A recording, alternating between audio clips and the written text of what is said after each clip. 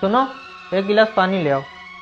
तुम मर्दों की जिंदगी ना कितनी अच्छी होती है, कहीं से भी आते हो चाय लाओ पानी लाओ, एकदम महाराजे की तरह जिंदगी। और हम औरतों की जिंदगी काम काज करने में ही गुजर जाती है।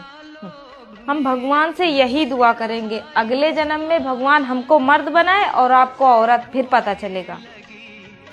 अगले जन्म क्यों, इसी जन्म में क्यों नहीं?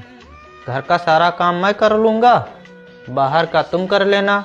तुम्हें सिर्फ पैसे कमाना है, वो भी इज्जत से। तुम्हें क्या लगता है मैं नहीं कर पाऊंगी? मैंने कब कहा? ये लीजिए पानी, चाय पियेंगी या कॉफी? वैसे खाना भी तैयार है।